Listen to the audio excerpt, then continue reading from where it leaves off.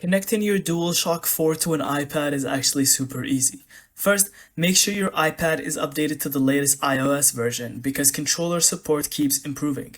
Next, put your DualShock 4 into pairing mode by holding the PS button and the share button at the same time until the light bar starts flashing. Then, on your iPad, go to Settings, tab Bluetooth, and make sure it's turned on. You should see DualShock 4 wireless controller appear under available devices. Tap it to pair, and the light bar should turn solid, meaning it's connected.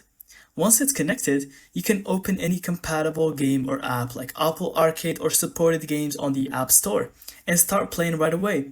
If it doesn't work, try restarting your iPad or toggling Bluetooth off and on. That usually fixes any pairing issues. And that's it. You're ready to enjoy your games with your DualShock 4 on your iPad. Thank you so much for watching. I hope you found this video helpful. And don't forget to leave us your thoughts in the comments.